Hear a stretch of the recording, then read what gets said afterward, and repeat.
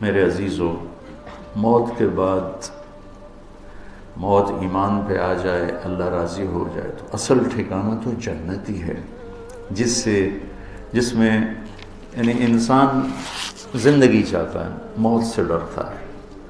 تو جب جنت میں جائیں گے نا تو پہلا اعلان ہوگا ان لکم ان تحیوا فلا تموتوا ابدا، اب لو بھائی ہمیشہ زندہ رہو، موت نہیں آئے گی۔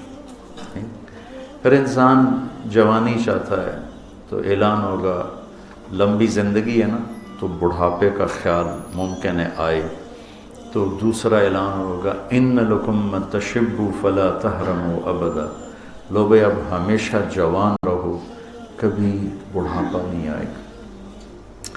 بڑھاپا نہ آئے، بیماری آ جائے تو پھر جوانی کا کیا فائدہ؟ تو تیسرا اعلان ہوگا ان لکم ان تصحوا فلا تسقموا ابدا، لو بھی اب ہمیشہ صحت مند رہو، کبھی بیماری نہیں آئے گی۔ اچھا، صحت تو ہو، جوانی بھی ہو اور مال نہ ہو، پیسہ نہ ہو تو ہوا کھائے گا۔ تو چوتھا اعلان ہوگا ان لکم ان تنعموا فلا تبأسوا ابدا، جاؤ اب بادشاہی کرو، اب تمہارے اوپر نہ کبھی زوال آئے گا، نہ فقر آئے گا، نہ کوئی اندھیرا آئے گا، اب تمہارے لیے کیا زندگی ہے؟ موت نہیں، جوانی ہے، بڑھاپا نہیں، صحت ہے، بیماری نہیں، نعمتیں ہیں، بادشاہیاں ہیں، کمال ہے، زوال نہیں، حسن و جمال ہے، با کمال ہے، لا زوال ہے، بے مثال ہے۔ اب اس کی دنیا کے دکھ درد تمہارے سارے چن لیے، وہ تو ویسے ہی جنت کی ہوا کا جھونکا لگتے ہی ساری دنیا کے دکھ انسان بھول جائے گا، اسے یاد ہی نہیں آئیں گے۔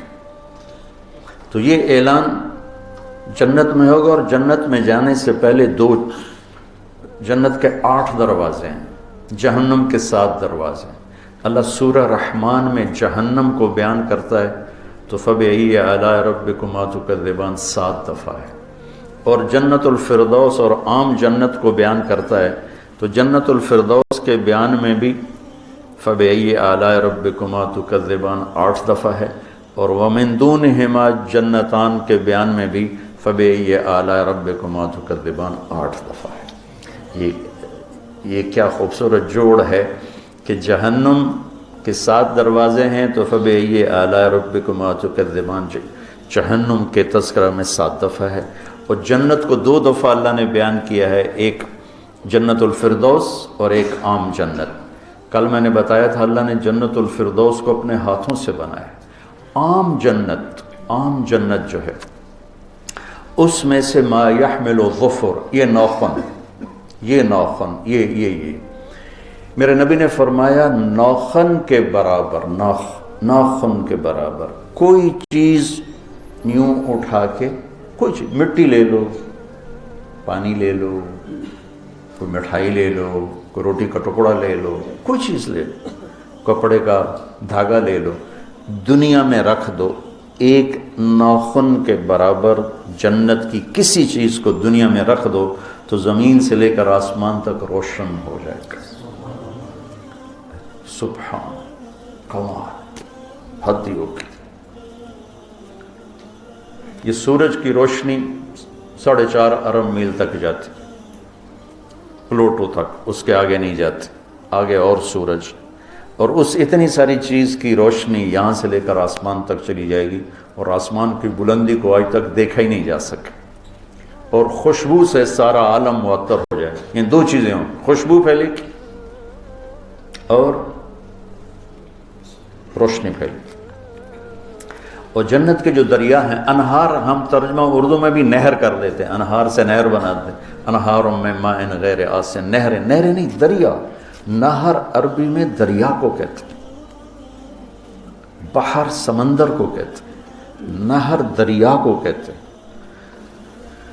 تو جو ہماری نہر ہے اس کے لیے کوئی اور لفظ ہوگا، پھر ابھی میرے ذہن میں نہیں آ رہا۔ آپ میں سے کسی کو یاد ہے؟ سارے عربی دان بیٹھے ہو تم، اتنی عربی پڑھ کے بھی ہیں؟